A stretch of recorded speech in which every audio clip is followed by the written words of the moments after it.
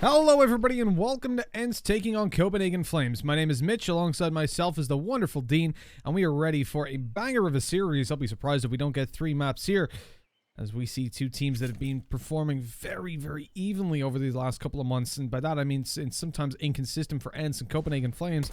They've really jumped to new heights recently. They come up against each other starting here on Inferno. But we are seeing Copenhagen Flames occupy the T side, moving towards that A bomb site. ENCE already rotated in fully with 4 players, and Ariel just passively watching down, and Banana trying to get a bit of info in case CPH do decide to change direction, which seems kind of likely considering the bomb is still on T round. Yeah, that player, of course, going to be just holding for any aggression that might come down Banana. The issue is already, for ENCE, they've lost 2 players over on the A side of the map. Indeed, Ariel being actually heard there as he runs down on mid. With that, they're just going to wrap around into the spawn, should be able to find B. I highly doubt Ariel is going to expect that player to be coming up Banana now. But the issue is the bomb, of course, is on its own, so they have to push in together and actually try and get this kill, and so far it's not working out for them. Ariel able to find the double, Farlig eventually giving them the opening. But they don't have any smokes left, so crossing over, they do have to contend with Alu right now, who's in that corner, and isn't actually going to be peeking too aggressively. I guess not really wanting to risk peeking in and dying, waiting for X7 to be able to rotate over so that they can work together on this one. But as I say that, he does begin to go forward, and it's Nadio's up close in construction there to put a stop to it. X7 all alone, 1-on-3, as I said, at least has a defuse kit. And this is going to be very difficult without the Kevlar as well. Aim punch certainly could be an issue, and he's going to have to deal with 2 of them already in construction. It was actually only Nadio's peeking, but he did have 1 more ready to swing in and help out.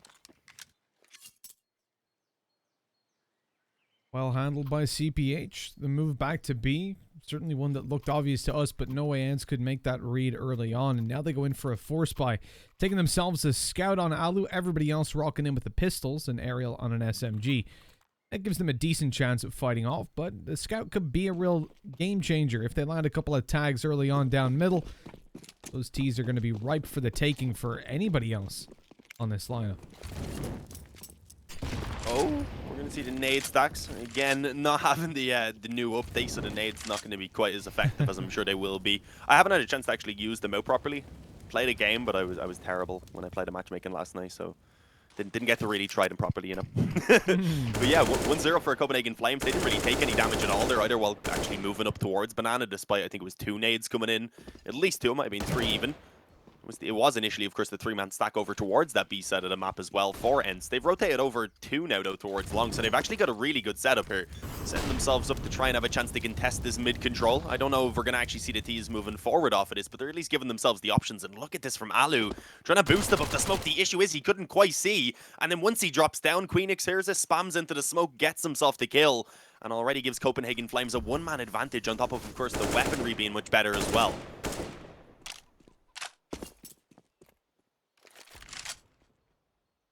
Well, at least the scouts recovered and on its way towards that B bomb site, about to go around on coffins. Gives him a chance to do some damage once the smoke fades, with Copenhagen Flames majority stacking towards the B bomb site. In fact, giving up all of the control, they're going to run right into a 3-man stack, and ENCE's best chance of connecting the round is definitely in play. Sunny tucked up close, and X7's going to bait in for him. Try to find the tags on the scout, make it easy for Sunny to finish them off. They've also got a player in CT with a flashbang in hand, ready to lob that through. It's about to leave Ariel's. Sunny finds 1, turns immediately, but not in time, and Ariel through the smoke gets shut down. Nodios with a triple, completely destroying them, and just in time to allow that bomb plant to come through. They definitely took a risk, though, letting the clock run down that low.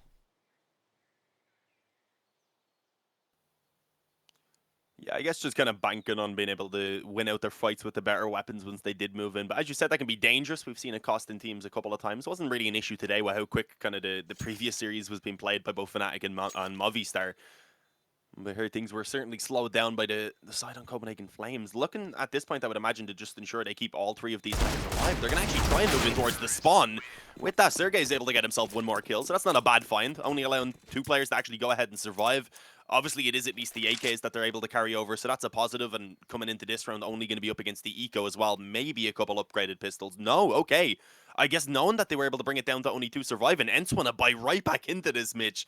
They are going all in completely here. If they lose this, at that point, they would definitely have to Eco, and Copenhagen Flames would be looking at 4-0. So this is very risky, but if it pays off, obviously at that point, they will also completely ruin the economy of Copenhagen Flames.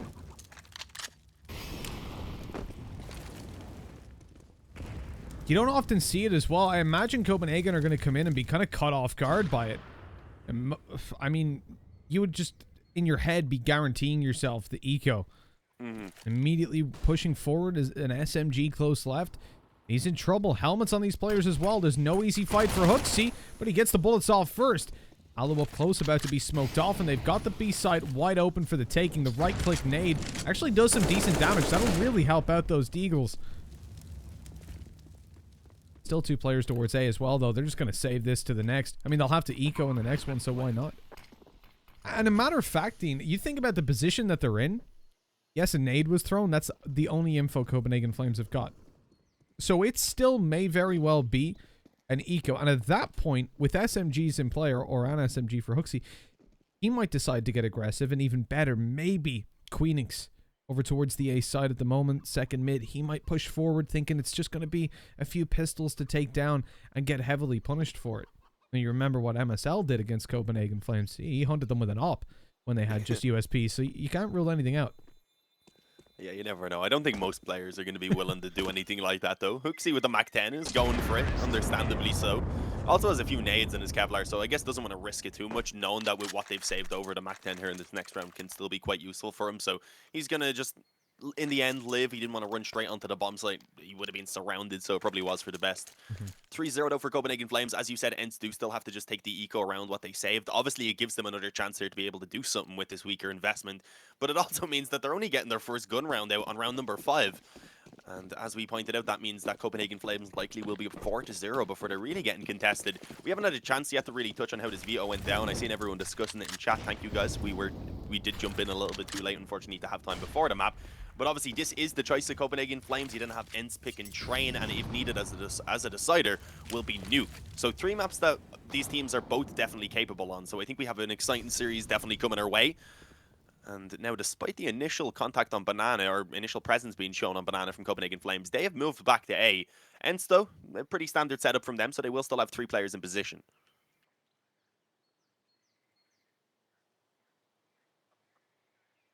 Yeah, actually leaving all long control as well, stuck mainly in towards that A site.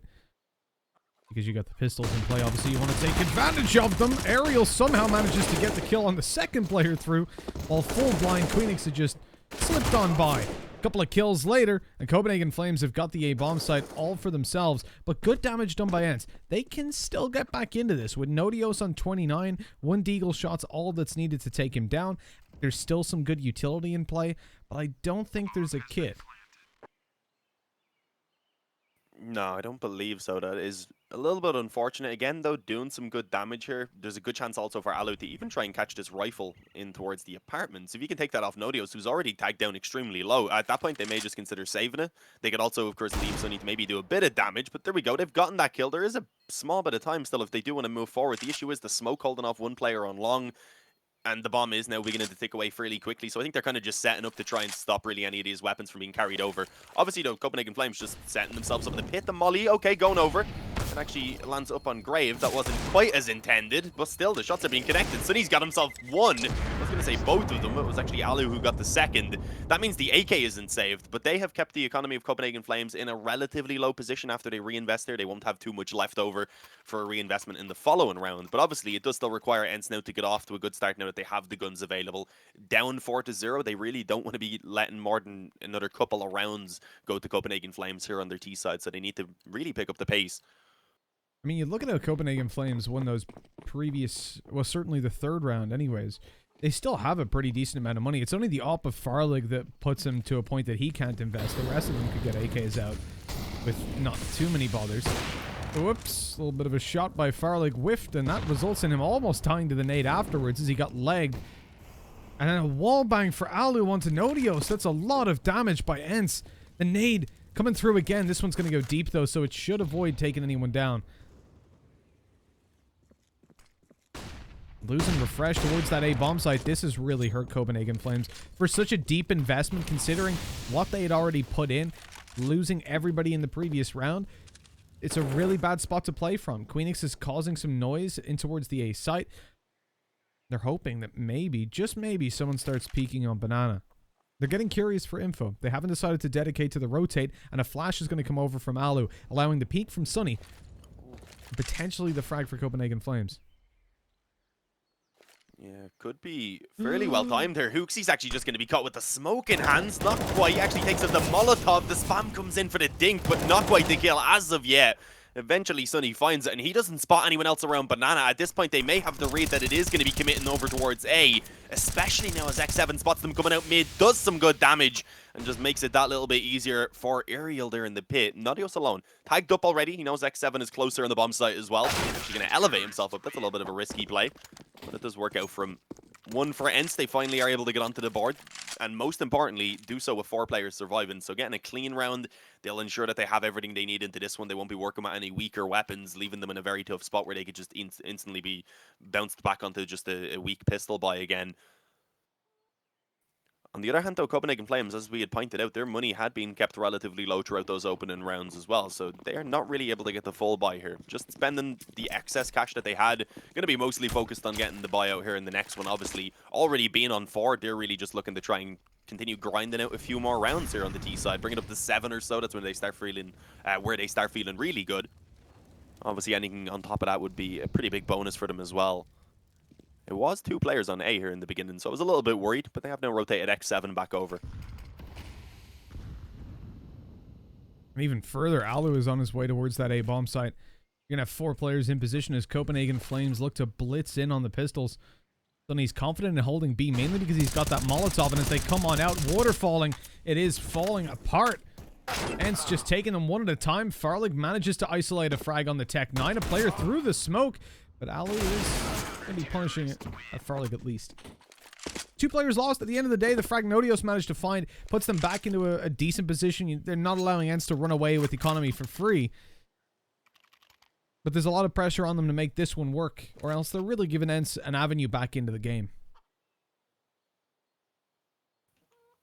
Yeah, I mean, obviously, as I said, they can still grind out a good few rounds here on the D side and give themselves a good half, but they'll definitely be kind of getting themselves out of the possibility of just stomping the map, like is always the possibility, of course, when you get off to such a strong start. Normally, if you're able to take that open and good round and keep on controlling the economy from that point on. But yeah, ENCE, they recovered relatively early after being able to actually get the full gun round for themselves. They've gotten 2 now in a row, but they are back up against another buy from Copenhagen Flames. There's an op for Farlig, there's rifles, nades are decent as well.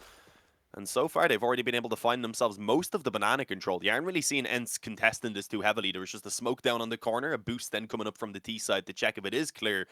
But there is a 3-man stack around this B side. At the moment, I think ENCE are kind of counting on this push coming in here.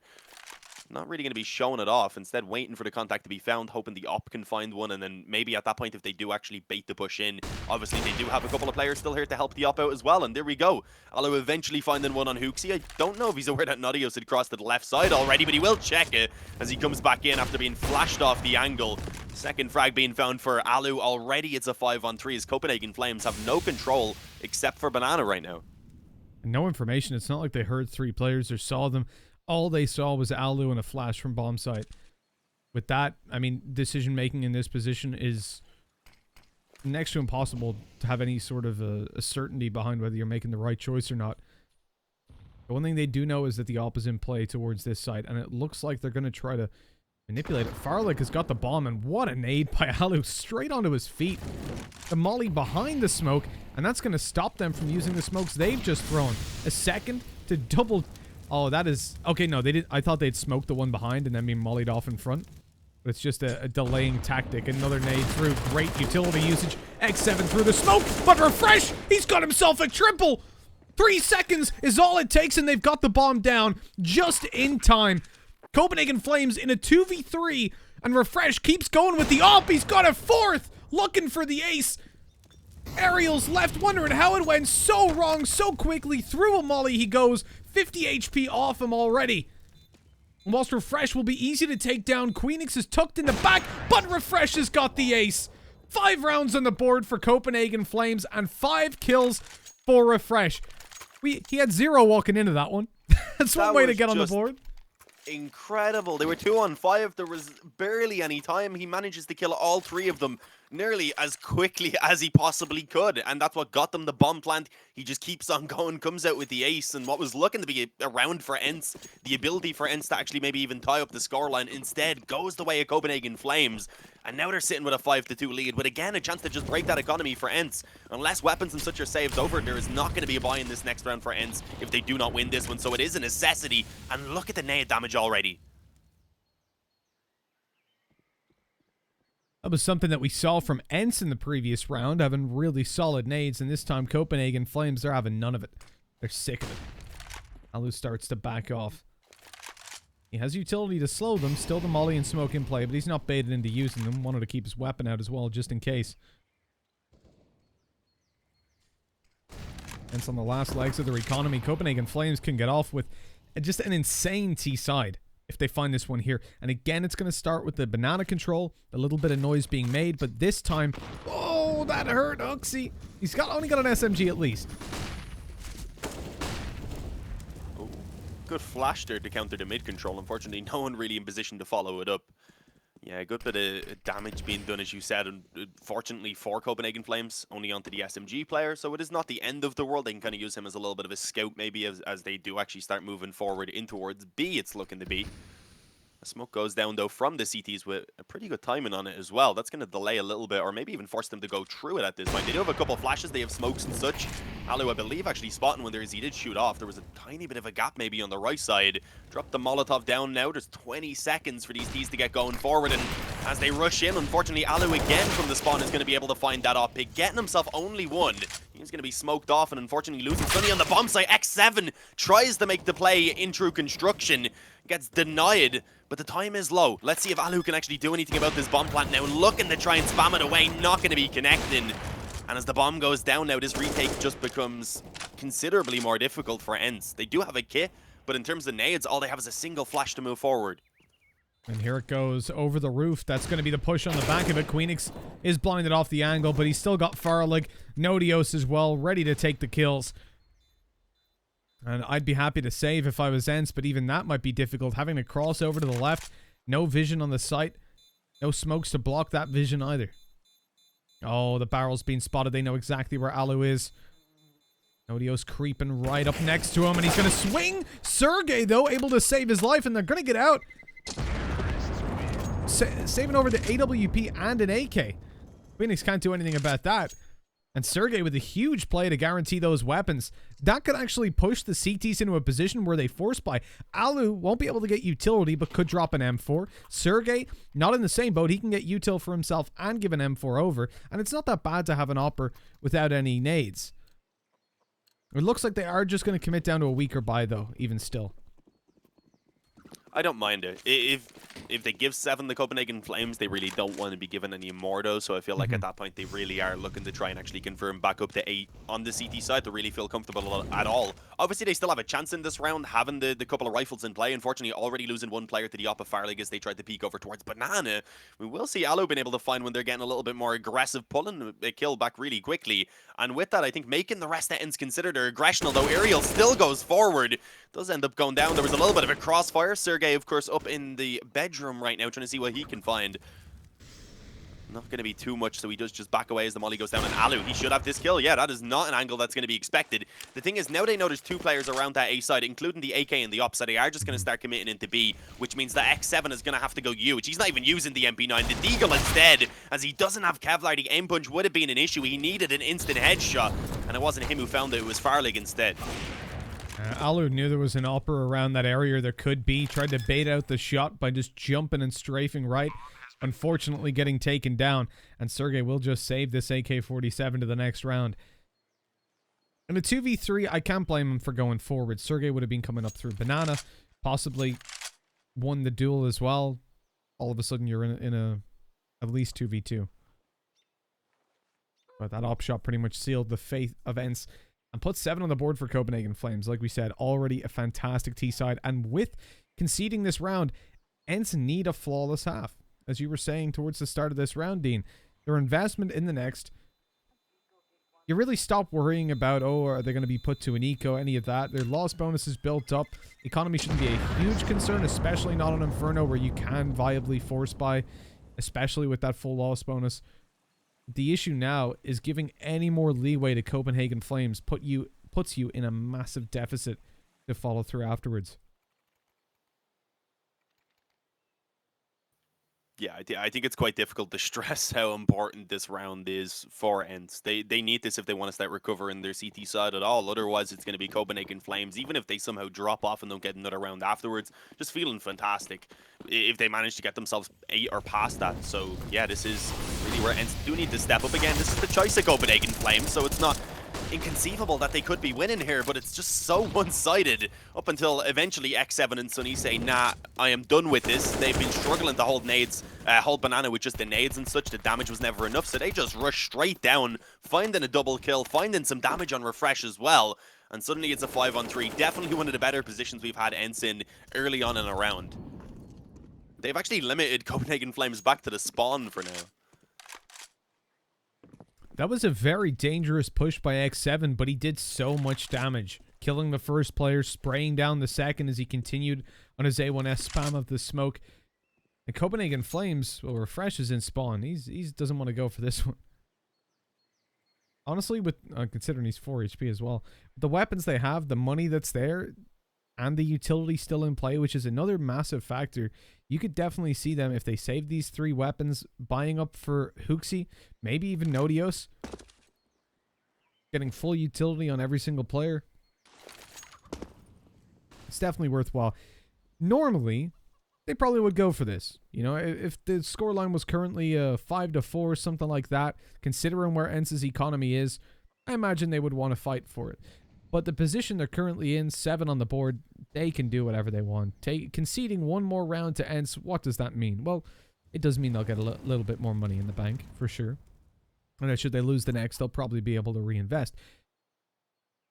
But you're better off just trying to, like we said, scrape one round out of the barrel at this point. If they find 8, they're over the moon. Mm-hmm. Not greedy. Yeah, no, the 8 is just a great position. Ideally, you probably want a little bit more after having such a fantastic start, just because of the fact that losing the pistol then could turn it around pretty quickly if they are to obviously end it on 8 rounds. So they will want a little bit more, but they have quite a few rounds to be able to add another couple even. So that's the issue for ENCE. Obviously, they're back on the buy here on the T side, being able to save over a couple of weapons there as well. So they're not struggling in this one. If ENCE get this round, then we should see Copenhagen Flames on the eco at that point. It would be 5 rounds very likely for ENCE. So this is their chance to really start clawing their way back into the CT side. And again, we are seeing them looking to try and challenge over towards Banana. This time not peeking in, instead just tossing those nades down and absolutely destroying 3 of the players for Copenhagen Flames who are trying to challenge around this area. They're barely alive at this point. This is a horrible start for Copenhagen Flames into this gun round. And you're still seeing ENCE looking to challenge for this area. Is that another nade being set up? It was from Alu. That could have been very scary if it went in. He cancelled it for now. Fortunately for Copenhagen Flames. Oh, he's here to scope 100%. Knowing it's a boost as well. They do know 2 players are actually up close right now on Banana. Farlig, though, hits the wall bang headshot somehow. He's actually going to try and follow up with another Alu, though. The nade eventually going in. Getting the follow up on the upper as well. Dropping the smoke, but just about being caught before it blooms. So there is still going to be an opening in towards this B-bomb site now for Copenhagen Flames. X7, though, what can he do with those 2 players low? If he pushes through, he could manage to get the double. That's exactly what happens. Doesn't stop the bomb plant, so Queenix maybe has the opportunity if he gets this first kill to play it out. And indeed, now he has the 1-on-2. This is certainly still winnable for him. Has a Molotov as well. Has the chance to force the 1-on-1 in towards the spawn. And now Sergey's left alone coming up Banana. Smoke about to start fading. Queenix is here, looking for it. And he's got the better position considering he wasn't inside it. Spotted the outline and 8 on the board. That's what we were talking about. Now, as we said, ENCE are easily able to buy up. Their loss bonus didn't fully deteriorate like it used to.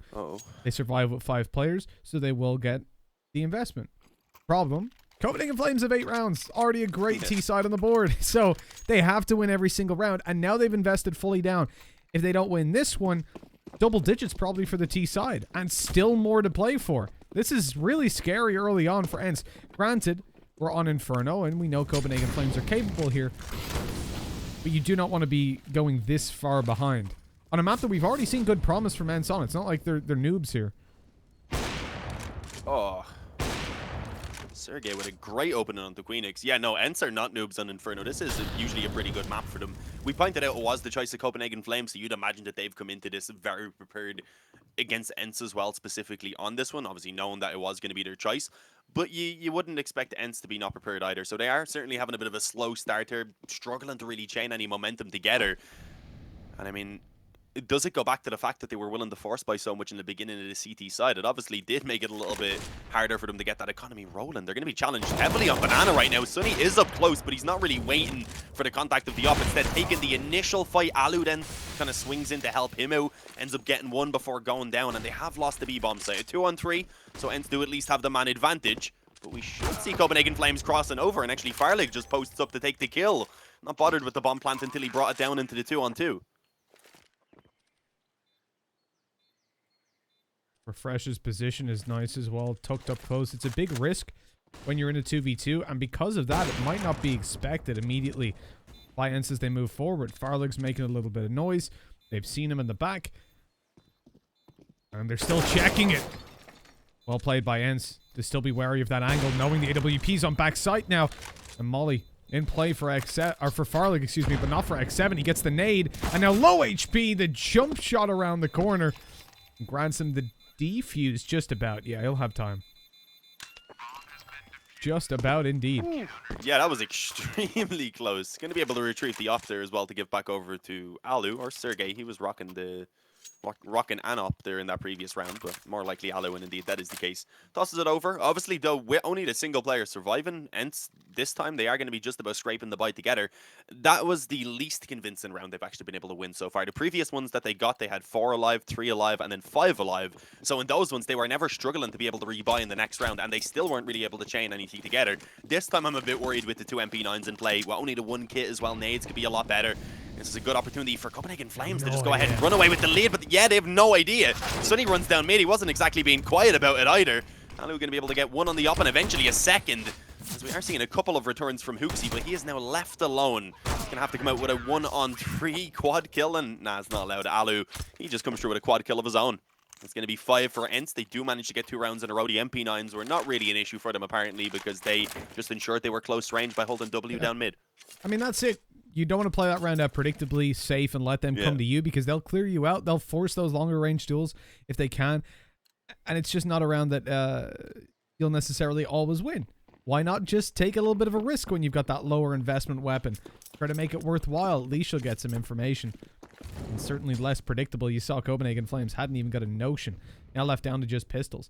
I wouldn't necessarily put down the slow start from ENCE in a critical way to the pistols or the force buys they had. I think it was good innovation, but it was a risk. And when it doesn't work out, it don't work out. But also, Copenhagen Flames being where they are, it's because of punishing them for the force buys, sure, and then that ace from Refresh. That was really a tone setter for the game, because that's resulted in their economy never really being on stable footing after they lose a round. Coming in here, okay, 1-for-2 trade wasn't terrible. Losing another, though, now it's just a P250 with no armor and a Glock. Should be cleanly swept up. Should be. It's actually a P250 and now an MP9 for Nadios, but he's not able to really get anything done with the P250 to give himself time to even equip the MP9. So yeah, ends up going down. Ends up pull it back up to 6. If they get 7, it's not terrible. The issue is only 7 rounds on your CT side. You lose that pistol. You're really not feeling good, are you, Mitch? No, not quite. You know, that T side, you want to keep them down below 6. Make sure that you're in a position that losing a pistol, they still don't manage to equalize on you. When you move into this game, ENCE are fighting to equalize with a pistol, and you'll still possibly see a force buy come through. If they do. So it's not even a confirmed lead afterwards. Definitely scary times ahead for the CT side of ENCE, but they're managing to claw it back. Now their buy rounds are looking a little bit better. Copenhagen Flames being caught off guard by a couple of wild plays. They haven't seen this boost just yet as the smokes and flashes come over. Sergey's in position to catch them off, potentially, if they do move to short. But everybody's going, almost everybody's going long. Farlig decides to have a little bit of a poke on short and instead gets poked by a few bullets of Sergey right in the head. Hooksy spotted going up in a graveyard. That should be a trade out. Indeed it is. And Sergey was also dropped coming back up short. A 3v3 with a bomb planted and Copenhagen Flames in great positions. Most importantly, Nodios, who's about to catch Sonny with his pants down. Look at that. Let's take a glance and see who it was. The molly to cut Alu off. He's got to move out, but he decides not to.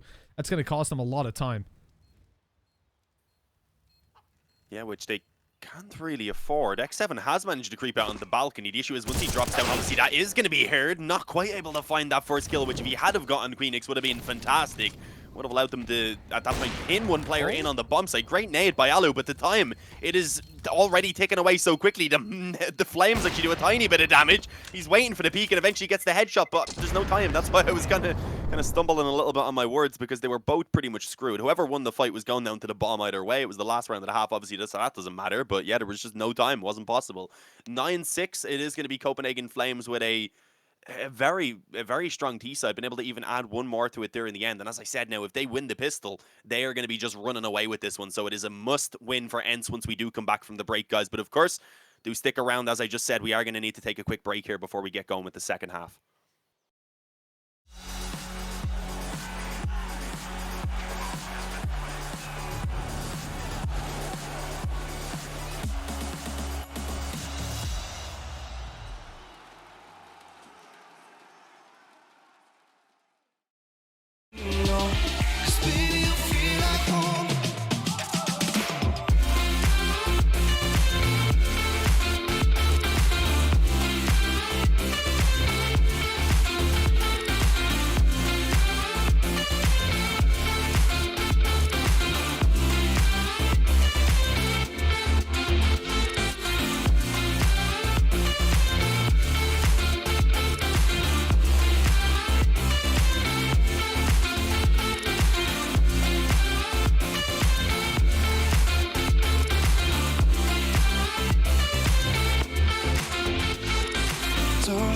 Take me to a place unknown, somewhere I can feel my soul.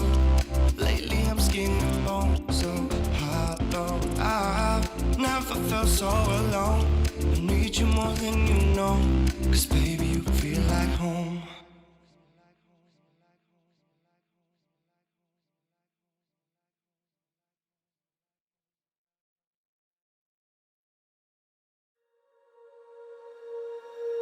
When you feel it's hopeless, when you think that you lost, oh, I will take your hand and we'll rise up from the dust. Oh, here we go, go, go, let us heal and grow. You won't be alone, we're unstoppable. Don't be afraid to show what we're going for. This is what we know. Here we come back to life, we're still breathing. Standing up, everybody's gonna see it. All you need to know is that we're holding on. Even if we fall, we will rise up and we follow the path that we believe in. No, we're not gonna stop until we reach it. All you need to know is that we're holding on. We rise up from the dust and claim our throne.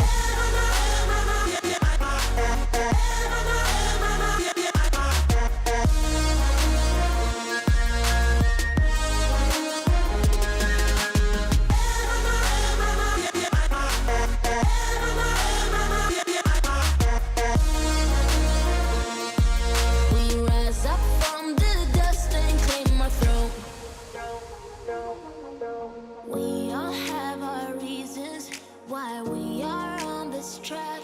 Oh, we all have our burdens, yeah, but we just keep on fighting and we never look back. Here we go, go, go, let us heal and grow. You won't be alone, we're unstoppable. Don't be afraid to show what we're going for. This is what we know. Here we come back to life.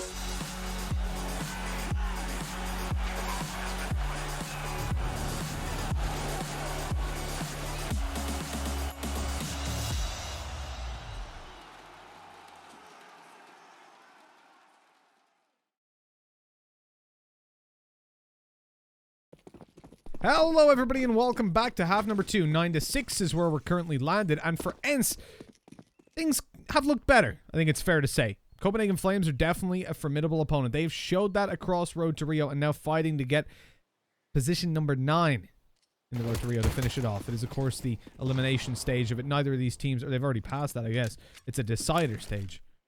And as we move into this one, already pushed back from Banana, Copenhagen Flames have still only got 2 players on B.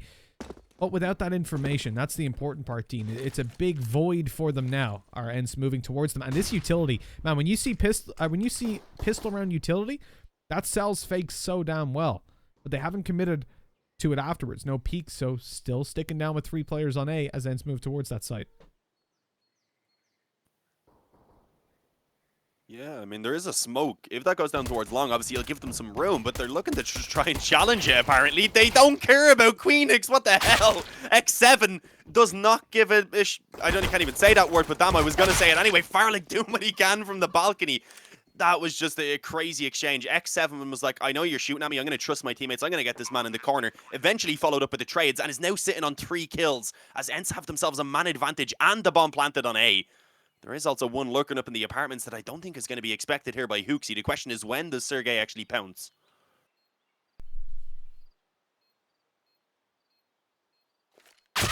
Well, he might not even need to, actually, as Alu just quickly deletes Hooksy and Nodios, now known to be towards long. He should just be falling back at this point. Sergey swings around and gets taken down. Nodios looking for a little bit more, but eventually he too will fall. On that, ENCE have picked up the pistol round, a round that they desperately needed. Even with the bomb plant, to be honest, they would have been able to force into the next round, but that is beautiful for them to at least build that little bit of confidence. X7, 4 kills in the round, pulling them through the rough and hard times, and they do actually face off against a 4 spy. That's interesting. I thought Flames might take the eco. We've seen them do that many times in the past, but they're not feeling that right now on Inferno. Lots of close range angles. They can afford smokes, pistols. Why not? They're going to go for it. You can see the nades from ENCE. They were suspecting maybe that Copenhagen Flames would take an eco, rush down middle. Round probably would have been over had they have done that. Ooh. Yeah, no, that could have been that could have been a little bit scary, but for now it is just being kind of slowed down by them. They're not going to be taking it straight towards B, but it looks like they might still be putting a little bit of focus around this area. The thing is, with 2 players already working in towards the apartments, once they do get that control, you imagine they want to get brackets before they actually make a decision about where they want to go. So it could still be, I was going to say, hard for them to actually walk in towards the B stack. You see ENCE instead, or Copenhagen Flames instead, just going aggressive with that flash over the top of the roof. Sergey's able to get himself both of the kills, despite, I believe, being blinded on the first one. So good work to neutralize that threat there of the pistols, as they do move in towards middle now, where there is still 2 CTs. So there's a chance for these Deagles, especially Refresh, who's been playing well, but not going to be allowed from this time. It's Queenix trapped on the bomb site. He's being wrapped on. There's not really much that he can do from this position. Even if he gets one, he's going to need to hit some fantastic shots to get any more, and it is just not allowed. Those SMGs up too close. That's an 8 for ENCE and a save the Mag 7 for Hooksy. It'll be handy enough in this next round. He could definitely try and build up some economy with it. Oh, and a Deagle. Yeah, he can give that over to a teammate, obviously, to give them a little bit extra to work with.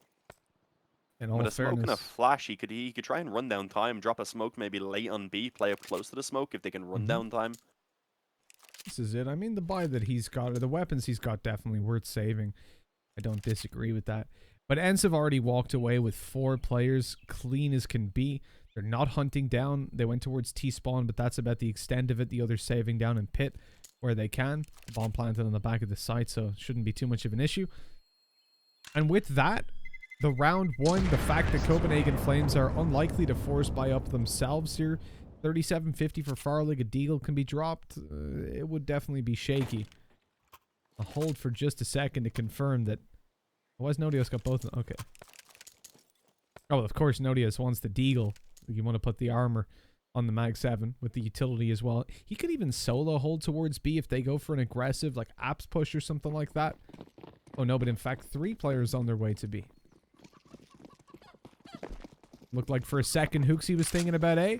Walked back over, or maybe he got stuck on some geometry. You'll never know. A boost up on the corner. Hooksy close. Okay, I like this setup. Maximizing the usage of both of these weapons. They don't think there's a player close. Oh, the jump! No! Yeah, I was going to say I like the setup too. I noticed the 3 of them heading over. I figured that they were maybe going to try and just peek up close with the pistols and then bait them into the shotgun, but the boost was really nice. Unfortunately, didn't work out. The shotgun, as you said, getting isolated, taking the jump peek at a pretty inopportune time, and with that ended up going down alongside the rest of his teammates on B. The bomb site is lost. I doubt much is going to be found by these remaining players on just USBs either. Refresh has managed to tuck himself away in the corner, just about surviving. I think he got caught on the edge of the bench for a while. They were kind of just baiting at this point for Queenix, though, who's up close. So he gets one. That is it. What did they lose? Will it be recovered? Was it just another Galil? I'm not 100% sure. I didn't catch exactly what they were walking into that round with. Oh, it was an MP5. Sorry for saying. Oh, right, okay. Oh, of course, I have a yeah. terrible memory. Yeah, I He remember had the that for a skin. couple of rounds. Yeah, yeah. I also remember, for some reason, it's the only weapon in this game that, I guess maybe because it's the newer one, like in the grand scheme of things, that I feel like I can right-click like in Valorant. Just now, when I saw it, I was like, oh, you can ADS. But the others obviously. I believe you just said Valorant in a CS stream. Good luck. But I heard they're the Henry G told me they're the exact same game, right? No, he's changed definitely. his mind, just to be clear, since beta release. Oh, that was a nice little nade over the apartments. Great timing. They had one player up close on short who was able to hear kind of the jump up from X7. They were like, now, and it sure doesn't get the kill. It does bring him down to 55. It's a little bit of a health advantage. They're committing in towards B. My camera did not catch that one, unfortunately. Sunny was blind, I believe, while catching that kill as well. This round is pretty much over. Yeah, my camera was off, apparently. I didn't realize. Oops. There you go. Well, Copenhagen Flames, yeah, like you said, round's already over. Even despite that initial advantage, they're moving over towards the A site and just saving in. Copenhagen Flames don't want to capitalize. And X7's only got the Mac 10 now, so it wouldn't even be that much of a downside if he was to fall. And you can see he's committing forward, looking for it. I would rather it be on someone like Ariel at the moment. He's even got technically less money in utility invested as well. Got a flash instead of a HE. Big difference. But no, just the extra health gives the Mac 10 a much better chance of actually finding something, getting that extra cash built up. I don't think we're going to see much. He's being naded. Queenix has somehow survived despite two nades landing on his feet right there. Yeah, they did manage to take out Sergey, though, with the spam through the smoke, but immediately X7 just turns around, picks up the weapon, and they're not upset about how that one's gone. It's not a huge disadvantage. I mean, realistically, they lost like 1.3k, and that's it. It was just the HE. And that might even have been picked up, so just the armor, basically. Yeah, I'd say it was a kind of worthwhile risk right there. They knew, obviously, if they took the weapons out of the hands of Copenhagen Flames at that point, they'd be in a really good position. And as you said, only then trading out on Mac 10 for the AK. So it's really not too big of a deal for them. They are feeling pretty good still coming on into this round after, of course, picking up the opening 4 here on their T side. ENCE have gone ahead and really swung things around after having a little bit of a slow start for themselves. And at this point, I'm very, very worried for Copenhagen Flames. This is the map choice of Copenhagen Flames. They're now down by 1 round. You have Alu 26-6. You have X7, Sergey, and Ariel all contributing. Sunny obviously doing fairly well as well. He hasn't had to do quite as much so far in this one. He's been chilling back a little bit more and has also been trying to entry around Banana a lot, as you can see, even as his goal right now. Looking to move forward, and Mafarlik being entrusted alone. This is very risky. Jumps on the wall. He should be taken down. Never mind. Actually, does manage to get off it before Sunny peeks out. Nearly does get dropped afterwards and just about escapes, but he's very low now, so they do have to rotate someone back over. And in the process of doing so, you see ENCE move for the long control. Oh, no. Refreshdo gets the opening. And Nodio's not spotted. Position. Exactly. Fantastic positioning. He even had the flash through from Queenix. And they've lost B. Farlig's down. No smoke on the cross, though, immediately. Sergey's the one with the smoke. He's only just making his way in now. And Sunny gonna hold it for just a second. That's bought enough time for the rotate around from HooXi, who takes down Sunny, swings for more. Can't get it done. 25 seconds on the clock. Bomb looking to be planted. Great shot by Alu. Goes above the smoke, but with low HP, he wants to ensure this bomb is planted, and they're both set down in the post plants. Sergey wasn't spotted moving over to coffins. Refresh could be caught off guard by this, especially with the second player being in there as well.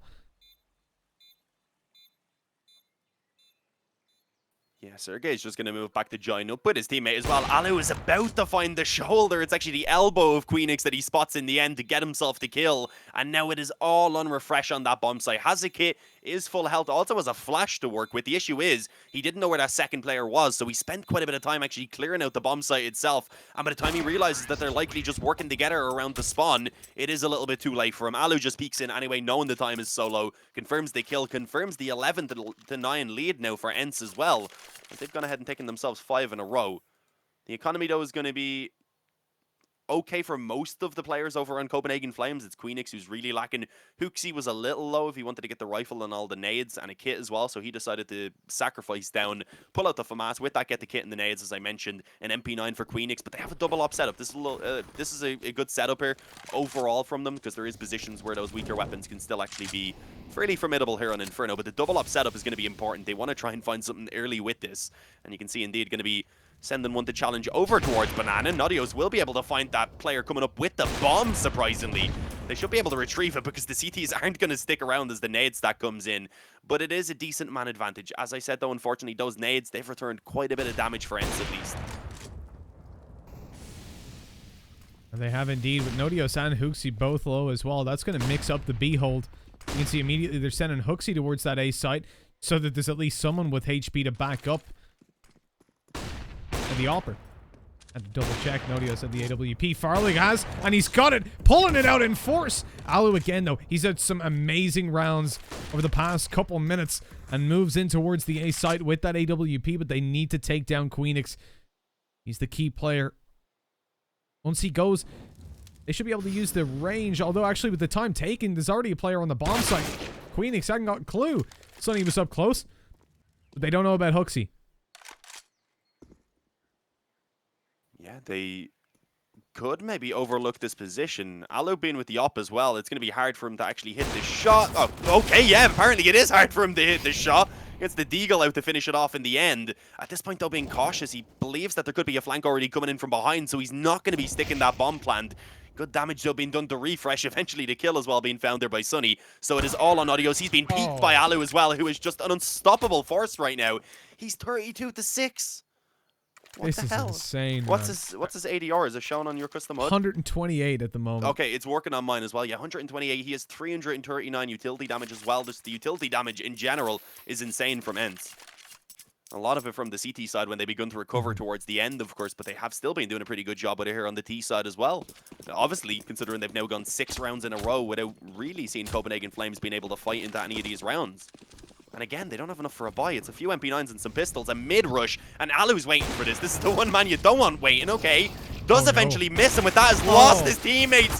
They've been overrun by MP9s. Aerial is doing what he can to fight them back in, and it's a triple kill. Getting rid of all of those SMGs. It's only the Deagles that are left in play. And unfortunately, those weapons that were dropped, although, okay, one of them's retrievable. I didn't realize that that actually came through this side of the smoke. So there's one AK for Naughtios. Nearly manages to catch the spam as well as he hears the footsteps crossing back. And there's already one player set up on this A-bomb site, which they may not expect. Look at Farlig's spot as well. He's just managed to sneak in here, catching Aerial off guard. Goes forward for the AK, and the bomb down in the open. X7's got a hell of a clutch to make happen.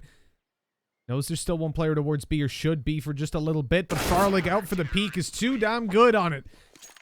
Great repositioning from Copenhagen Flames, and what a round to win. The straight rush down middle, catching ENCE off guard. They are able to reinvest into it. There's no doubt about that, but it's gonna hurt now. 12-10. They've given Copenhagen Flames a chance with those 2 AKs carried forward, and op is easily bought up. And the CTs look to make a stop right here and right now.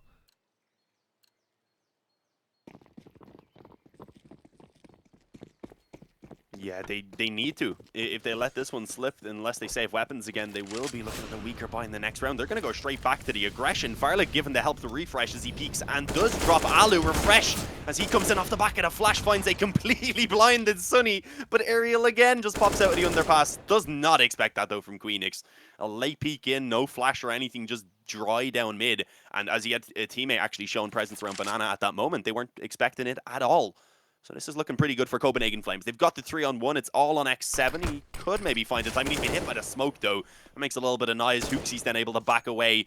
Doesn't have any more utility, though, apart from one flash to try and actually delay. So he is just going to fall back, set himself up for the retake. But as he peeks back in, actually realizes X7 was waiting for the player from the spawn to peek instead. So an easy enough kill being found. 11 for Copenhagen Flames now. Just 1 in the difference as they've recovered a couple of rounds. But there is still one more gun round they need to go through to break the economy of ENCE. Instead, ENCE have bought themselves that little bit of extra cash. You see, Sergey's only got a Deagle, but on the T side, that's definitely not as big of a deal as it can be when you're defending. And he gets to choose whether he takes the fights or not. Early banana control again going to be sought after. Copenhagen Flames He's susceptible to a few more nades lobbing through. A deep molly. Sunny pushing past theirs. And he's going to play a close blind, but Nodio still gets him. The flash was just fading. Takes a tickle from the molly, but the nade is huge. And oh my god, Hooksy! 3 kills. They line up one after another. And X7 is left alone. This serving is a much more difficult clutch than the 1v2 he was offered just 2 rounds ago. Yeah, not going to be nearly anywhere quite as achievable. He does have to go back and get that bomb as well, which will be spotted by the upper here as Farlig is peeking down Banana. Even if the shot was missed by Farlig, instantly you would have had the player up close ready to peek in as well. So really wasn't anything that could be done by X7 in that situation. We've now seen Copenhagen Flames actually managing to tie it back up at 12-12, and ENCE are just going to be looking at some pistols, so they likely have to give away the lead now, as over these past few rounds, Copenhagen Flames, they've taken it up a notch. Alu, who's cooled off a tiny bit, of course. The fact that he's 32-9, though, on Inferno, a map where normally you're like, yeah, you don't expect as much from the uppers as you would on, say, like Dust 2 or whatever. But nah, Alu just hasn't carried this game. He's been incredible over the last couple of rounds, obviously, with the economy struggling. Has slowed down a small bit. They've only got pistols in this one, and that is a ridiculous amount of nade damage from both sides. I mean, the kill comes in on Nodios, but look how much it was actually done by Copenhagen Flames as well. Everyone on ENCE is on the brink of death from them. Say what you will about Banana, that's the most damage I've ever seen applied early on. Like, all 5 players just immediately... Pre-patch, exactly. Farlig's got 1 AWP out. He's not taking advantage of the low HP, and they're like, oh, that's a fight I'll take! And they get destroyed! Lined up for him!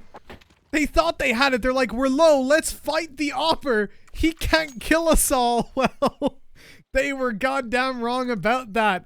Oh, my word.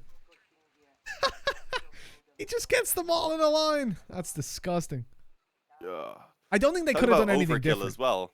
Like, imagine the last guy is swung out slightly wider. Farley gets the shot off, backs off a little more, maybe gets one more off. I think hugging the wall was the right call, but just the fact that it was perfectly aligned for him as he peaked, that was so unfortunate. Yeah, as I said, slightly overkill considering the nade damage that had already been done, Yeah. but... overall, ENCE didn't really have a lot in that round. They invested a few players into Kevlar behind their pistols. Obviously, they bought up quite a few nades of their own, which they did find that opening with. But after that point, it was near impossible with the health they had available and just pistols to really be winning out the fight against the Rifles, who mostly were still healthy apart from one player towards B. But obviously, Copenhagen Flames have gone ahead and now taken themselves into the lead. They are looking a little bit more equal on the scoreboard, although it is slightly top-heavy with Farlig up there, obviously needing to contribute a decent amount with his op when Alu is on such a nutty performance right now.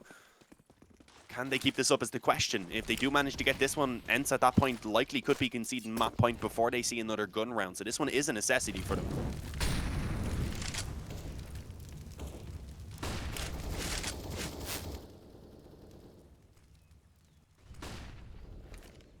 Well, as time continues to tick, both teams being a little bit understandably cautious of moving up Banana after what happened in the previous round. But Nodios, he's tucked close! Almost gets himself a second. Hooksy quick on the molly. Refresh there to help. They know there's 2 players still on B now. They saw where the molly came from, but it might just be that little bit too late to pull back. They had to smoke. Oh, it's actually the CT side that smoked down on top of the molly. That allowed them to fall back. Good nade is not actually that good. Hooksy only took 4 damage from it. It looked like it was on him as Farlig just swings through and sees X7 wiggling his booty. He's out in the open, had no idea what was going on long. His teammates only now reaching the top of mid, and Farlig's got that angle held. That's the bomb coming in on his own, but Sunny with a good shot. Now a 2v1 on site. Queenix gotta hold on. His teammates only now starting to rotate, and they're actually coming through Banana. He's gonna have a hell of a hold. Yeah, I mean, it depends how quickly ENCE move as well, though, because they are taking their time. Quick flank going to be coming in mid. It doesn't quite manage to spot the player moving in, but Sunny right now does have the bomb. He's actually going to go ahead and maybe consider peeking mid. Backs away in the end, not spotting anyone close, but with that, Hooksy indeed being given the chance to move in behind now. If Queenix even gets one, this is over, and there we go. Hooksy, he pounces before his teammate even finds contact on the bomb site. Queenix gets that final player coming out of the apartments. It's 14-12 now for Copenhagen Flames. They've done it. They've bounced back with 5 in a row, as it was beginning to look near impossible for them with the start that they had actually had on the CT side. But, I mean, we've seen a pretty good recovery from ENCE from ENCE as well on their CT side, so we knew it was possible. And considering this is the map choice of Copenhagen Flames, they do need to pick this up, obviously. Losing this one will put them in a pretty difficult spot then as we move on towards Inferno. Train coming up next. Of course, being the choice of ENCE. Be interesting if we had Inferno up next. Everybody picked Inferno. Decider, Inferno. Let's do it. Just 3 Infernos. That's all we need. Well, there's at least 3 Infernos down at the moment, all over the map, burning up. And the idea of that was to stop any banana control from being taken, but ENCE threw them out a little bit late. Copenhagen Flames already passed them with their own mollies down, knew they were clear left and right, and only have to worry about the bottom of banana. ENCE are in trouble as they now start to move up on middle, because they might not suspect Nodios to be here. More specifically, because Hooksy's jump spawning it. He'll drop a molly if they do try to come forward. There's the molly. He's given away. Look, oh no, the spray was way too early from Nodios. Getting taken out. Hooksy traded just after 1 kill, and what was a pretty good setup. They just showed their hand way too early. Yeah, Refresh has just about gotten himself into position in time. Going to move around the smoke, which really doesn't cover off all that much. But Sunny was ready for it either way, expecting that at least could be a possibility. Finds the headshot, sprays away into the spawn as well, tagging up Queenix slightly.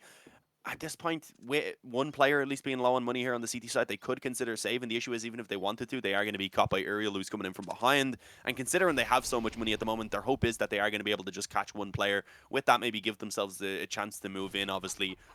Queenix, though, is being cautious that they could be getting flanked out. The timing's just a little bit unfortunate. As he loses his teammate, he does need to move back. And, yeah, no, Queenix is gone. Even if he gets a kill or 2 here, there's not really much else that he's going to be able to do.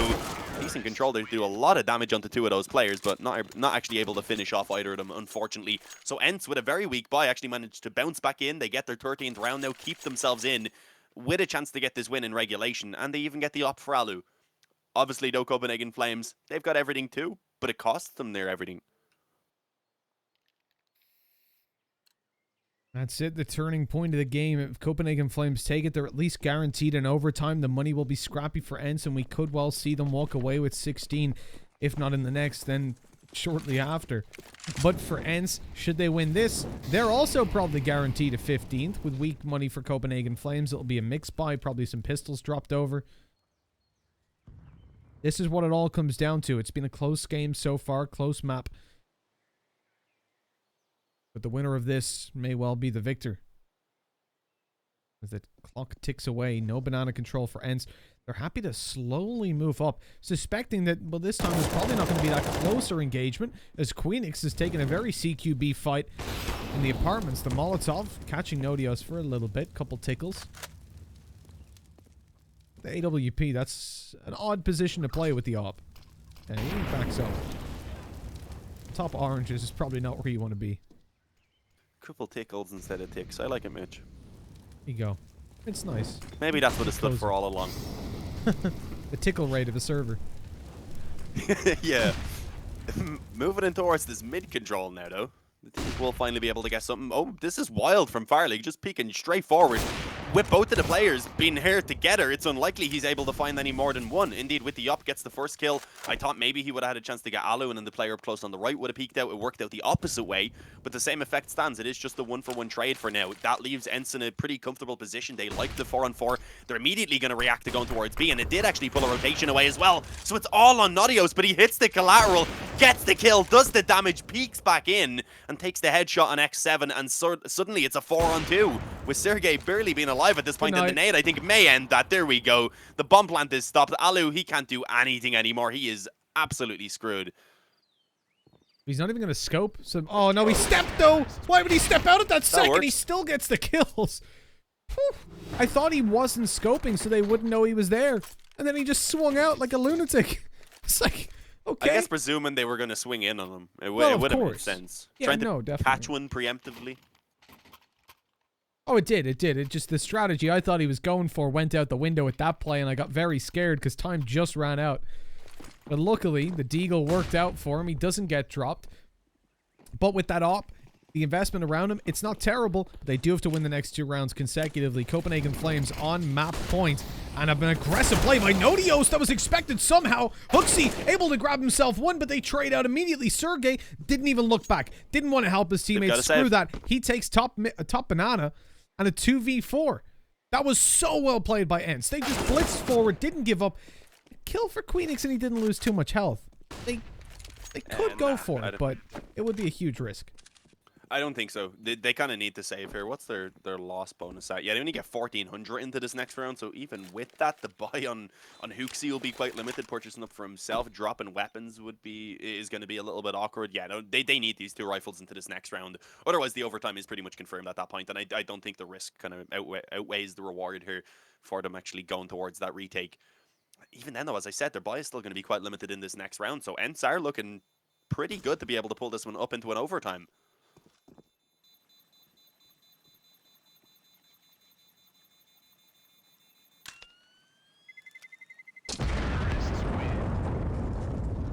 We could be getting another first map OT, keeping it nice and close. That's what we like to see, Dean. No messing about. I mean, this is it. Everybody's bringing their A game. The games before in the group stage to get to playoffs, obviously everyone wanted to get them, but there was a lot of them. When you move into this is, you know, it's your last game, no matter what, of Road to Rio. 100 points extra in the or more points to get to the major, which could be the defining factor between you making it and not making it. It's important for every single team to work for every single point. That's why we're seeing the A game from each of these. I mean, it's not, in some tournaments when we get to this stage, right, you're talking, oh, it's $750 in between them. Let's even say $1,000 just to make it a little bit easier. 5 players, it's 200. Org takes a cut. It gets to a point where if they're a map down, if the first one isn't going, the second one isn't going well, you can see a drop in motivation 100% on most players. But when those or more points are thrown in, all of a sudden, it's not $100 you're fighting for. It's your spot in the major, and everyone wants a spot in the major, whether they've got to make a comeback from 2-0 down to best of 5 and 14-1 in the first half of the third map. It doesn't matter. They're going to fight tooth and nail to get there. No drops in motivation whatsoever. Yeah, we kind of stressed that point after we seen Movistar getting a 16-1 or 16-2, was it, up against Fnatic, of course, here on Inferno. But yeah, in this game, it's given us a much closer one for sure. We already have a man advantage going in favor of Copenhagen Flames, though. Despite the weaker weapons, Hooksy was able to find one with the MP9. I didn't catch that on my camera. I hope you did. I would imagine our observer was able to find that. I turned it off in between rounds to look at the scoreboard. Alu catches Hooksy jumping across. That was a wall bang. A smoke going down. The Molotov Nodio just goes straight through it. Doesn't care. Neither does Alu as he quickscopes his face to oblivion. And suddenly it's a 4-on-3. The man advantage claimed back for ENCE. Extended for ENCE with a deep smoke to cut off those rotations. As the bomb is going to be planted now in the 3-on-2. No way that they're saving this time, although I'm sure they wish they could. Going forward with a Deagle and an AK. Definitely not the best of weapons to be taken on God Alu at the moment. 38 frags on the board before we even reach the end of regulation. And he's looking for the 40 bomb. He might just get the opportunity, but he misses the shot. Has jumped up. Farlig had too big of a brain, but unfortunately that brain makes for a big target. And Sergey domes him, follows to Queenix, closes it out. 15-15. Into an overtime we go. There just ain't any stopping. Nope, it's gonna keep on chugging along. ENCE obviously being able to fight their way back in, but at one point it was looking like it was it was Copenhagen Flames that were out of contention. They were able to fight their way back in before that. So this has been very back and forth. It's been extremely competitive. I'm sure very exciting for all the viewers, and it's gonna keep on going. And this is only the first map of the series, Mitch. That's what keeps me excited right now. Obviously, neither team going to be struggling to buy now as you come into the overtime. Unless the CT side lose the open in 2 rounds, then they can struggle. It looked like Alu had the line up for the shot there perfectly on Farlig. Obviously needed to adjust slightly to the left, but must have been a little bit blinded there or something, because Farlig was given quite a bit of time to react. A man advantage for Copenhagen Flames, a bit of damage as well in their favor. And they look to kind of cancel all that aggression that they were initially shown. They're happy with this. Going to go ahead and concede a little bit of map control as well off the back of it. I think they do want to keep mid, though. Since they've given up banana, that would be a smart idea to at least challenge us slightly, so they have positioned the op on long.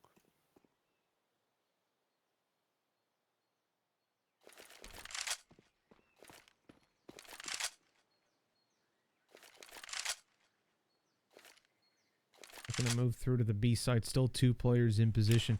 And more importantly, take a look at the utility. The smoke from Nodios will go down. There's a molly right behind it from Hooksy potentially, but he's holding. Not flashed off the angle either. It missed him completely. And he gets himself a triple. Reloading. Molly going to go down in just a second. Bomb has to be retrieved through the smoke, though. Aerial will walk right into the op of Farlig. Oh! Farlig was jumping up. He descoped just as the smoke came off. Even if he caught that, though, there was another player. I'm not sure who exactly it was, but there was another player up close who was instantly ready to peek. But yeah, nearly was able to catch him there because of the smoke fading away. Would have been okay, an extra kill even, but obviously in overtime that's not really too big of a deal, especially once the CTs do actually manage to claim that opening round of the overtime. ENCE going to buy right back in. Being here on the T side, I mean, both teams had pretty good T sides, so I think ideally they do want to be looking at 2, but obviously in the overtime you don't really have that issue of the economy quite as much. So I would say if ENCE can get 1 here on the T side, then they'll still be feeling pretty good. Right now looking to focus things more so over towards the apartments, not really being quiet about it. Taking 3 over towards the steps, and Molotov instantly slows down whatever plans they had in mind. So this is an interesting approach early on, and Sergey, I believe, being naded down quite low over towards Banana. Oh, Aludo actually going to find one up towards Boiler. And a follow-up peek in from Refresh. I was going to say, could be very risky. Queenix, though, he has none of them looking at him as they're all focused on short, trying to pick up that trade on Refresh, and it just gives Queenix the easiest time ever to spray down 3. Sergey is all alone, the man who'd been tagged up already. The bombs dropped out on the balcony as well, so that's near impossible to retrieve.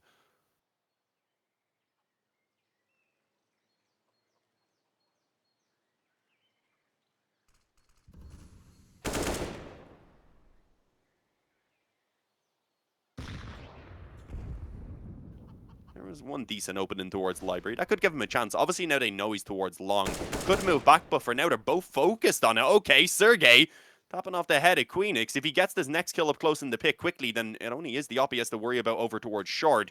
He's not going to be looking, though, initially. Doesn't expect another player in towards the pit. And, yeah, with that, Refresh is able to get the trade eventually. 17 for Copenhagen Flames. They've gone ahead and got themselves a 2-round lead here. But ENCE will be fighting back in. As I said, if they can get 1 round here on the T side, it's not too bad, but they need it. Otherwise, of course, at that point, they'll be fighting to just try and get another overtime.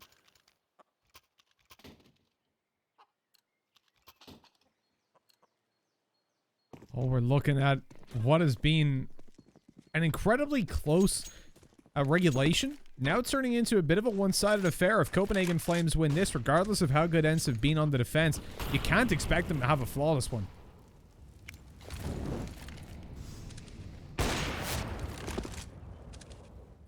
Farlig is feeling confident with these peeks down mid right now. Did, I believe, spot the head of the player in towards the underpass. Actually going to re-peek in now. Needs to be cautious. A couple of players moving up close on mid already. Decides to just smoke it off, and that's probably for the best. He knows there's at least 1 deagle in play now as well, so they know it's a slightly limited buy for ENCE, but that could be a little bit deceiving, because overall they do have the rifles. Obviously, Alu had been investing into the op consistently, so that left him just a little bit low.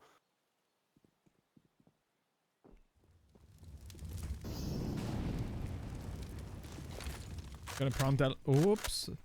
That was supposed to land inside the smoke. There could be a gap in there, or inside the Molotov, I should say. Could be a gap in there for ENCE to move past, but luckily they're nowhere near Banana. Looking over towards the A site pretty favorably, just leaving Sergey to lurk. As they move forward, they have drag rotations towards B on the back of just 1 Molotov. Pretty efficient usage in all fairness. Farlig gonna be spotted out. They'll be cautious before crossing over again. X7. Sorry, no, it's Sunny there that's close. He hasn't got any utility to push Farlig off, but the flashes from his teammates have already made him move over to library. He's conscious of a player being close, but Aerial's too good on the shots. And now isolated in an island by themselves, the A players have to pull it off. Ooh. Sergey going to be able to actually, or Refresh rather, going to be able to get himself 2 quick kills. The first one on towards Aerial did follow up on Sergey, who I was presuming was going to find himself the trade as he peeked in, but no, not quite. It does still work out, though, for ENCE having themselves the man advantage, obviously, as the bomb gets planted. Nodios moving in very quickly. I'm not sure if they realized that smoke on long wasn't too effective. The op even being taken by Nodios right now. Not quite able to line up the wall bang, unfortunately. At this point, really just waiting for Hooksy to wrap around in through the apartments. They know there's one in Graveyard. They do know there's one on the bomb site, and they should, with that, be aware of the fact that there could be someone close in pit. And definitely now, X7 able to get that kill on Hooksy. It's all alone here for Nodios as he tries to save this round and stop ENCE from being able to get 1 on the board, but they are not successful. ENCE bring it up to 16. Obviously, though, if they want to get themselves the victory now, they do need a flawless CT side. That number that both teams are looking for is 19.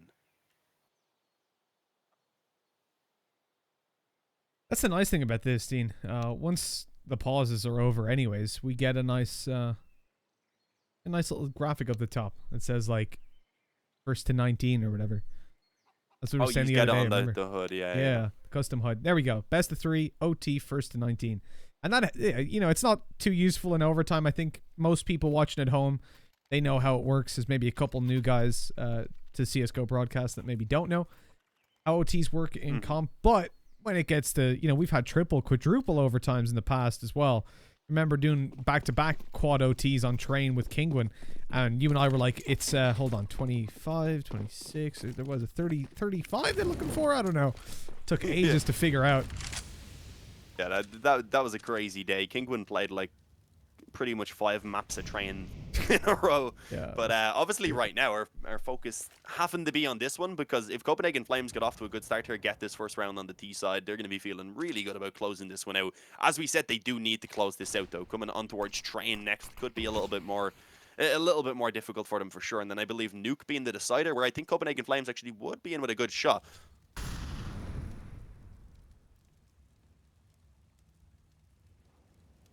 Well, that's it, right? The decider, definitely. I agree with you. Nuke is a map that Copenhagen Flames can play, and they can do pretty damn well on it. I'd be very cautious about feeling any sort of comfort moving onto it, especially considering how close Inferno is currently being. This is one that ENCE really want to follow it through, not give Copenhagen Flames any hope of taking that 9th place. 40 seconds left on the clock, and Copenhagen Flames have got basically no control. They're looking to push into the B site, but Alu is there to deal with them. So far, he's been doing a damn fine job of it. Here's the smoke coming over. Has a molly in play. Swings out wide. He's looking to play on the edge of it. Bail backwards. It's going to work for him. Molly afterwards. Good damage done. You would hope.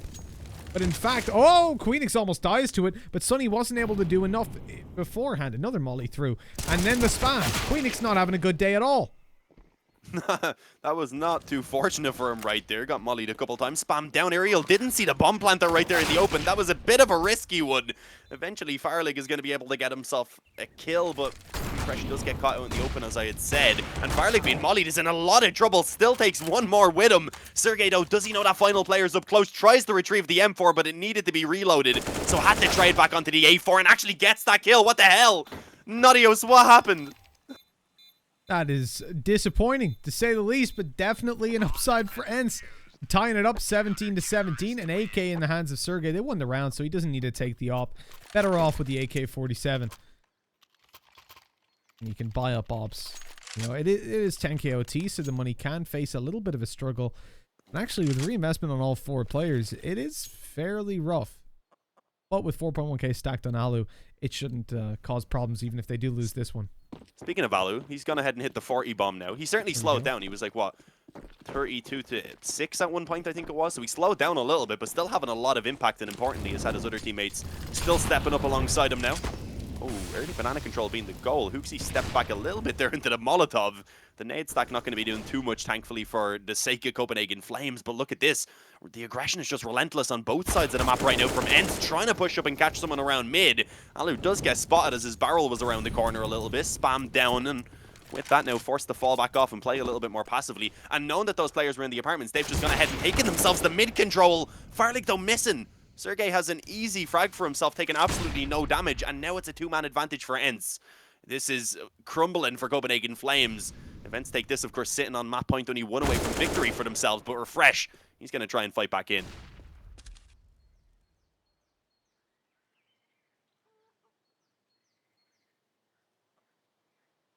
ENCE want to get a little bit of information with Alu pushing forward. They've lost aerial. Alu cannot fall. A smoke out. He's going to try to fade through it. No, it's a shot, in fact, and it doesn't land. That's going to cause them a lot of hassle. They don't realize there's a gap in that smoke. Not yet. As he swings wide, he might have an opportunity. Looking for the head peek and pit. Queenix might just offer it up in a second. He's swinging out a little bit wider. He wants to stand up, and Alu's just waiting for it. Whoops. That's dangerous. That's not standard protocol. Want to stand in front of your scope. But look at Queenix. He's playing this perfectly. I was getting worried that he'd stand up, give away the kill, but he's waiting for his teammates to take contact, and then when they're distracted, up he goes. Oh, Nadios, that was a quick headshot, and yeah, eventually Queenix is able to pop out and indeed play off of his contact. It's all on Alu. He's been playing fantastic, but I don't think there's much he can do right now. The nade even came back. His own weapons working against him at that point. Refresh pops out. I may have jinxed it a little bit. I'm sorry, ENCE fans. It is Copenhagen Flames instead who reach map point, and now ENCE are trying to fight into another overtime here for themselves. Their buy is overall fine, but it's not great. I mean, there's no kit in play. They don't have money to get one either. A couple of weaker weapons with the FAMAS and a UMP. Nades could be a lot better as well. Oh, this is not looking good. I will say it would have been hilarious if Alu had a nade in himself there in the end. He took 1 damage out of 5. He was within a pixel of dying. Who knows? Maybe with the new CSGO, if we were on the recent update, he might have died. Never know. Sunny. Oh, if he walks through that smoke, it would have been terrible. It could be huge now. He's managed to position himself really well to catch them off, but immediately reacting. And the sad thing there is that Sergey was dead. Sergey was still alive. He probably doesn't continue to swing, or at least they can get the trade afterwards, but that's not the case. Copenhagen Flames now in a 3v2. Even after losing a player, they've got the A bomb site, but look at X7. He's the big player here. Hasn't been... Oh, he's been... Excuse me, slightly blinded by that. Bomb as well. This is the thing, right? He can cut them off, and already Ariel's on his way over. They know with a player bottom ramp this late on, that has to be the bomb. Yeah, they need to just send their players back, but they can't afford to just give up the B-bomb site either, not being aware of if both players are here for the moment. They may realize soon. I think at this point, yeah, Colin Farlig down to help them so that they'll all be there to go ahead and take this fight together. And at this point, it's not about planting the bomb, I don't think, anymore, because Refresh is not going to be able to find his way up through Banana. Farlig does thankfully get that trade, but it's still Ariel here to try and clutch it out, gets both of them, and there it is, a quad from Ariel to confirm the second overtime. I thought it was over. I thought it was over, Mitch, I'm being honest. That was just so well timed by X7, pushing down middle, realizing that the bomb was still there. Not over-facing is the most important thing. He had all the opportunities to it. Your matchmaking teammates, that's why they don't win those situations, because they go for the duels. X7 waits. He allows his teammate to come down through middle, doesn't over-face Banana, uses his utility to keep him back, keeps just the suspense up, as Refresh didn't want to peek through and get caught off on the bottom of the ramp. And because of that, they follow through and get the round win, keeping themselves alive at Inferno, and now looking to bring it all the way. It was, what, a 4v2 that they managed to clutch out? The ass spotted, and Alu's quick to react, taking down Farlig. And with no one trying to trade, no utility afterwards, nothing happening, they realize Farlig was alone in Banana. Wide swing by Alu, smoke down, and all of a sudden they've got control with one player sacked very aggressively, even despite the smoke in play. Look at Alu, he's pushing all the way. He's got an op, just to double confirm that, so everybody knows he had an op and he was right up next to the smoke. But he knows this isn't the kind of round the Copenhagen Flames are going to rush through it. Instead, they're going to rush a different part of the map.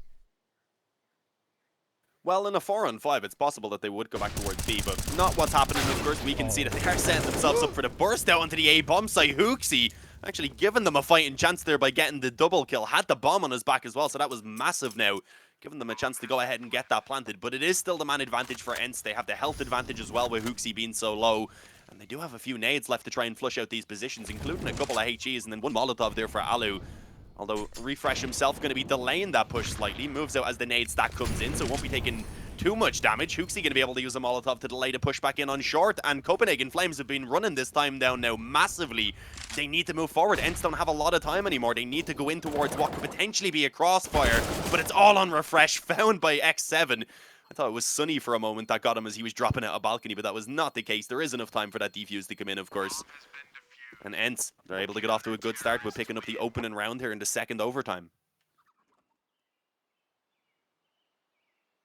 Oh, wow. We've got a hell of a series on our hand here, Dean. On our hands, even. We don't have one collective hand between us. We share for all sorts of tasks. But 19-18, ENCE are certainly keeping the momentum rolling, keeping themselves in high spirits. Copenhagen Flames want to be answering back, and remember, if you're not getting bomb plants in OT, you're definitely going to struggle because this is 10k OT. I've said my piece about it in the past. We know it's trash OT, but what we're working with. Sunny, it's OT and he's pushing straight down middle. He doesn't care. immediate trades, and now a 4v3 to play around. ENCE in the advantageous spot. They almost fully rotated off B, but they're going to leave X7 down. By himself holding, he hasn't got a molly, which is something that scares me, especially in a 3v4. They're likely to start moving quite quickly. They can't really afford to spread out and take map control. You're looking at a much more two-dimensional approach. That's why Sergey comes back. He's here boosted up on top, one playing below the smoke. Well, presumably when the smoke comes through. Unlikely they push without one down.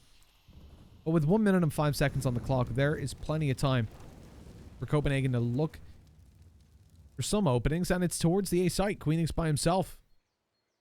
Very risky play. Yeah, I guess waiting for his teammates on Banana to make a little bit of contact is going to creep out as the smoke fades away. The goal obviously being that he could maybe get a kill there, make it in towards the spawn, have the ability to wrap on towards B. But now as he goes down, it is just Refresh and Nodios that are trying to brute force their way into this B bomb site, which is not going to be an easy task. Sergey up on the boost, actually manages to get the first kill and then transfer down as well. Great control on the AK, a 20th round being found for ENCE now, as they look to try and end this with a flawless CT side potentially, but they are still going to be up against a full buy here from Copenhagen Flames. Firelig won't get the op, as we've mentioned, going into the third round. Oh, actually, we'll have a drop by Refresh, who's willing to take a Galil in return. Good teammate. What a buddy, what a friend. 20-18. And Copenhagen Flames are in trouble, man. I feel like if they lose this, their CT side, there's so much pressure on it to follow through. Oh. That's Again. a nice little open. That's a beautiful little double opening by Firelig. Hello. He's dropping down, manipulating them all. Sergey. Oh, all right, last bullet hits, turns around, but Firelig, he's here again. A third kill on the board, moving along where he's got another opportunity, but he misses the shot. Yeah, eventually does miss his shot. That was ballsy for them to attempt that mid-aggression yet again. X7, though, still comes in to recover this for ENCE. Despite going down into the 3-on-5, initially it has ended up in a 1-on-1. Ariel up against Nodios, the control of the bomb here for Ariel on short, but there is so much time at this point that he really doesn't know where Nodios is coming from and probably doesn't expect him to actually be coming behind in the spawn so quickly. He's got himself on towards the A bomb site. At this point, though, I don't think that matters anymore. He's probably just going to presume, oh, he could have wrapped around long. He could be coming on towards the bomb site now. So he is just being cautious, really, of all areas of mid. Setting himself up fairly well. He's going to peek in at the perfect timing right there to catch Nodios as he goes to the clear pit. And ENCE, they do it. All 3 rounds on the CT side go in their favor. And as I'm sure it shows you right now on the custom hood, you lads with all you lads with the fancy hood, I've got the default one here. But I'm sure it does say on it what number exactly they need. And we do know that it's 22. So 1 to go for ENCE. It doesn't actually. Not yet. Doesn't? No. Oh. No, it's so when I've it just goes. lied to them. I think it's when it goes first person. You just get your custom HUD set up, Dean. I mean, it's the last game, so there's no point. Yeah. But It's it is what it is. It's also a little bit more awkward for just actually watching Yeah, in general, because if you tab in and out and stuff, it messes it up. Yeah, exactly. Well, 21-18. They need 22. It came up before the whole time. It doesn't come up for OT2 for some reason. I don't know. That must be a glitch. We must have messed it up. It doesn't matter though. They need Mitch 1 broke round. it. I didn't break it, okay? I broke it every other time, but not this time. 22 rounds is what ENCE need. That's 1 more on their attacking side. Starting this out. There's one there now. He didn't even go for the wall bang, but I can respect it. Right? Just playing that little bit more passive, falling away. Not like he had to, but I'd like it. You see the molly, just boom, go for it. See what happens. But falling back, we see the CT side play this super safe, and I think they're definitely feeling the pressure of what is on the board. If they win this, the chances to win the series skyrocket. But they've already thrown away an opportunity, now finding themselves contesting in double OT, and by quite a hefty disadvantage. I mean, the T side definitely didn't go according to plan. We've seen Copenhagen Flames do well on the defense, but they can't make any mistakes. Oh, Firelig pushing straight up in through Boiler. Does find Sunny. Smoke down on the Molotov going to stop them from pushing in, but he puts another molly on the other side of the smoke. So now if they were to go forward, they'd just be running into a bunch of damage in favor of the CT side. They will eventually go forward once it fades away, and the flashes give them room to move forward on long as well. They do need to be careful, though. There's a massive gap in that smoke, which does make them have to be cautious of library. They taking their time here, actually. I think wanting to go in towards the spawn. This is awkward, though, because there's a player in library. There's already the upper in spawn as well to help out. Naughtios falls without any at all, but there we go. That's the bomb that goes down. They're going to have to quickly retrieve that now and try and bring it over, but obviously, at this point, Aerial needs to be careful as he tries to get in towards B, because that flank is still coming in through the spawn, and there is also a player hiding in the back of the bomb site that is yet to show himself. Hooksy, will they clear him out? Not quite quick enough. They do actually notice him. He can't do anything about the bomb plant, but he will eventually get X7 and stay alive. At least long enough to delay a little bit for that flank up banana. Coming all onto Aerial now, a 1-on-2 with very low health. Coming towards the back, but they lined up for just a second. Luckily, didn't have an AWP, or that could have went very wrong very quickly. Talking of ops, Queenix has picked himself up one. Important to save the right weapons when it comes to 10k OT, because you don't have a whole wealth of money, especially not losing 4 players on the CT side. 21-19, 2 more to go before a third OT is confirmed, and that is all Copenhagen Flames can hope for. Their dreams of winning have to see an incredible performance. And what I'm surprised at here, Dean, is something that we don't normally see on Inferno. It's the Oppers that are carrying most of the weight. Alu, 44 kills on the board. Garlic, not that far behind on 34. Although definitely more top-heavy on the ENCE side of things. Yeah, well, that was because Alu just had the most ridiculous first half ever. And then for the start of the second half, when they kind of got 5 rounds in a row, it was just Alu doing everything. He picked up an ace and everything. He was just playing insane. Has, as I said, cooled off a little bit, but he's still contributing for his team. And, of course, they are still in a position where they have 2 opportunities right now to actually close this one out. And with that, potentially steal away the map pick of Copenhagen Flames, which will put them in a great position. Right now, though, it's looking like we're going to see a quicker play from ENCE. Smoke's again going down over towards long. This time not going to be missed, though, so no vision being given to the CTs from library. Instead, the up being rotated around in towards the spawn. This time, it's not going to be the B split, though. Although they are showing some presence in the spawn, you can see, obviously, the bomb around short. They are setting themselves up for A. Fireleague fires back with one there on the Deagle, dropping Aerial, but at this point, do the T's still want to go forward? They have spent so much time. They do know there's one in library. They're not sure if there's 2 itself on the bomb site, so I think they will still move forward. Oh, and Sunny nearly had the chance to catch one off guard somehow. He definitely had the chance, just missed the shot, unfortunately. That puts it to a 3v4. The players on the side swinging together in unison, finding the kills, and as Alu picks Refresh up from just above the smoke, contrary to what the kill feed might tell you, he doesn't see feet. He's either behind or above the box. Alu takes the wall bang, but can't find it. Deep smoke to allow him to peek through. Queenix doesn't get no scope. He avoids it. And so we do go the full distance here in double overtime. 1 round remaining. And Copenhagen Flames need it to stay alive. ENCE, they've had a good one, but it might not be over yet. They might need to keep on performing. You look at the position that we're currently sat in.